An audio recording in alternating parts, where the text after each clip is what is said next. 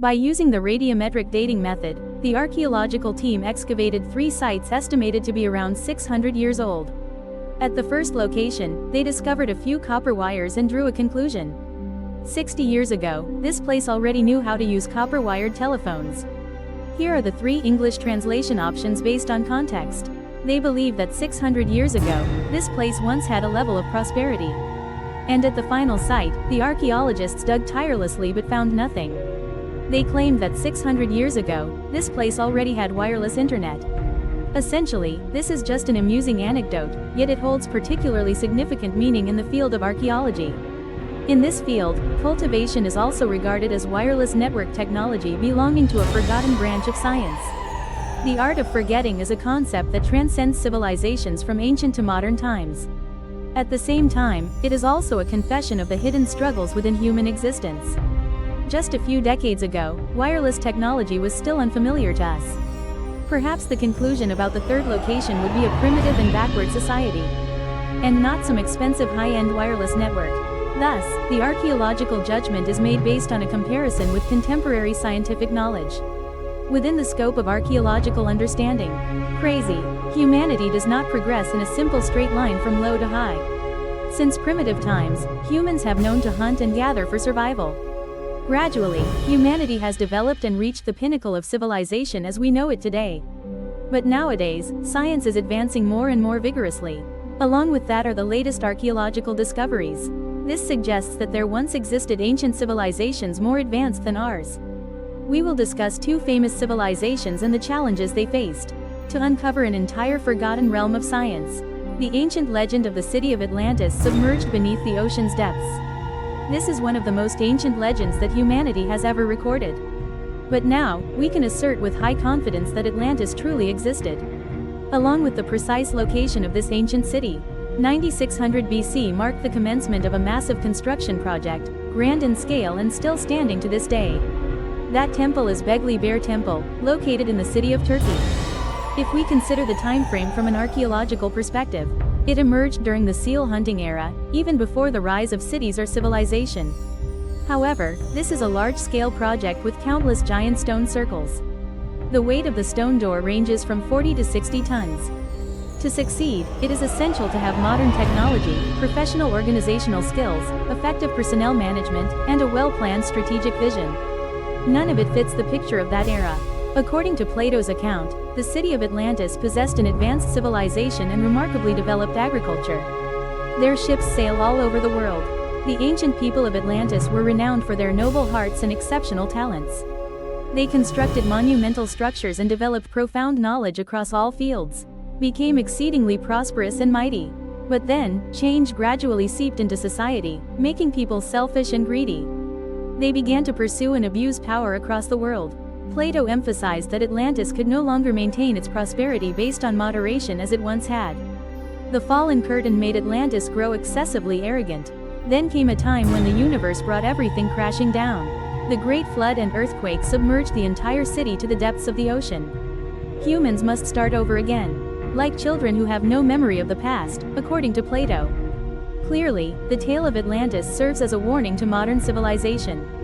Set aside your arrogance and stop being complacent about your technological achievements. Perhaps we should reconsider our attitude toward the historical stories passed down by our ancestors. The academic community was quick to shirk responsibility and declare that they had understood everything. There were no more mysteries left in that story. It is from that very place that will prevent us from uncovering deeper sorrows. Not only Atlantis, but many civilizations, cities, or nations throughout history have also experienced similar upheavals. Like the ancient civilizations of Cleopatra VII's Egypt, Babylon, or the city of Pompeii. There's a recurring motif that keeps repeating over and over. How should we understand the collapse of civilizations, always associated with moral decline? The story of a more recent civilization might help us find the answer. In the time of Noah, when the Great Flood came. According to biblical calculations, this event occurred around the year 2304 BC. At that time in Downward was also the era of King Wu Xuan and the legend of Yu the Great controlling the floods. According to legend, around 4,000 years ago, the water god flew into a rage and tore a massive hole in the sky. The rain poured down like a river, rising gradually to 2,000 meters, submerging the earth over thousands of years. When Great Yu grew up and witnessed the people suffering from floods, he decided to suppress his emotions. Time passes, leaving behind only faint traces for us to confirm the tales of old with certainty. But recent archaeological discoveries have proven that hundreds of legends around the world. They are astonishingly similar when it comes to the Great Flood. Numerous ancient cities submerged beneath the ocean floor have been discovered worldwide. These trees have lived for thousands of years, proving they were planted during a period when sea levels were much lower. In China, researchers have uncovered evidence of a catastrophic flood that occurred during the era of Yu the Great. So, at least we've found some common ground between modern science and ancient legends. Life is simply a matter of believing or not believing. However, according to the legend of Yu the Great, at least one group of people living in these high mountains was fortunate enough to survive the disaster. In the West, civilization was forced to rebuild from scratch. Like the case of Atlantis, this is the scientific essence from a prior civilization, passed down by the survivors. A supernatural science, entirely distinct from the material science of today. But in essence, these are profoundly relatable moral lessons deeply rooted in Eastern culture. Supernatural science always emphasizes the importance of ethics. In ancient times many years ago, the Chinese people were often leisurely and serene. When working, they focused on maintaining a calm mind and regulating their breath. Even students must understand destiny, while also focusing on cultivating their character and nurturing virtue. All professions in ancient China upheld and valued moral integrity. In the field of literary creation, ethics is always upheld as the foremost requirement. In the realm of music composition, ethics is always regarded as the fundamental core of the human soul. Music is the pinnacle of beauty and morality. In governance, it is essential to uphold moral values, maintain strict financial oversight, and recruit virtuous and capable individuals. Today, many scientific studies have proven that the power of ethics is not limited to subjective perception but can also be measured and verified. Material and consciousness are two inseparable aspects of a unified whole. About 70 years ago, when the quantum revolution first erupted, many scientists have discovered astonishing similarities between their research findings and certain mysteries often found in religions. Renowned scientists like Hay Sandberg, Bohm, Schrödinger, Eddington, and Einstein all shared a common view. This world is inherently mysterious and of a spiritual nature. According to research by renowned psychologist David Hawking, each person's vibrational frequency varies depending on their mental state. From 1 to 1000 Hz, emotions like sorrow, despair, and resentment have low frequencies, making people prone to impulsive actions. On the contrary, high-frequency harmonic sounds help people feel more energetic and cheerful. This just another way of expressing the saying. Nowadays, many people are well-versed in the art of nurturing life, deeply understand meditation, and master the principles of yin and yang. They maintain a balanced diet and live a disciplined, regular lifestyle, which allows them all to enjoy longevity. Not to mention that modern humanity has achieved many medical advancements thanks to research in molecular biology. Currently, the field of atomic biology is also being researched and evaluated. If we master biology at the quantum level, how will life change? The ancients with keen eyes could observe and study minuscule material particles on their own. It is entirely possible that they will find a way to extend lifespan. Simply put, ancient technology far surpassed our modern nanotechnology by many times. Use many complex machines. This is one of the wireless network types mentioned in the initial story. This period was mostly made up of ordinary people, but there was no shortage of extraordinary individuals with vast supernatural powers. To people today, this is just a myth. But that person found nothing strange about it, for everyone wholeheartedly believed in the divine. The ancient Atlanteans worshipped the sea god Poseidon. The ancient Egyptian dynasties worshipped gods such as Osiris, Isis, and many others. In the flow of history, these figures once walked the earth and built a progressive civilization. In today's age, we have great figures such as Jesus, Buddha, Lao Tzu, and many other sages have also appeared, established major religions, and left behind countless miraculous stories, haven't they? Unlike the framework of science, cultivation is an entirely distinct system of study.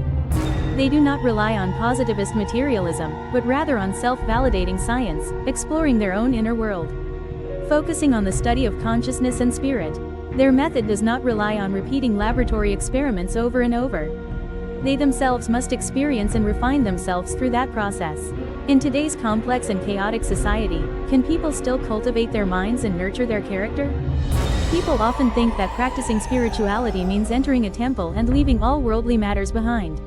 Or like the Tibetan lamas or masters on snowy mountains, they can meditate and use breathing techniques to calmly face the harshness of nature. They must have had a reason for choosing that arduous path. At its core, cultivation is the refinement of one's character, a journey that helps individuals gradually eliminate their malicious thoughts. That is also a process of self-refinement, where any issue encountered is measured against the standards of truth, goodness, and forbearance to assess whether one has acted rightly or not. I still have my shortcomings, instead of blaming others or external factors. Later on, when encountering a similar issue again, the practitioner will handle it better. In everyday life, if everyone knows how to reflect on themselves to improve like that, society will significantly reduce conflicts, while morality is also improved and elevated. Practitioners have left their footprints all over the world. They are the ones who gave birth to civilization, the master artisans of God. That researcher Graham Hancock mentioned in one of his books. Self-cultivation is the key to unraveling life's deepest mysteries. It is the thread that connects civilizations from ancient to modern times. This is wireless network technology paired with a forgotten branch of science. Because matter and consciousness are an inseparable unity, humanity has only one path: to uphold morality and elevate the mind through cultivation. Only then can we uncover the mysteries of the universe, time, and space. By the way, this is probably the only way and also the fastest way. But empirical science is still far from reaching that level.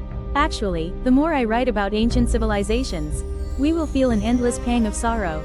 Time flows like the sea into mulberry fields, all that was once the glorious splendor of an era. Now only a few stone structures and legendary tales remain. So far, we have heard many famous prophecies from around the world. As for this era of humanity, all things must eventually come to an end. If you think it's just a conspiracy to deceive us, why do they only keep talking about the present era? Does our heart always aspire to truth, goodness, and forbearance? This will help alleviate some of the burdens we have to bear. Like the joys in ancient literature, perhaps? Right after watching the video, please share some of your personal thoughts with the channel. Now, goodbye and I wish everyone a wonderful day.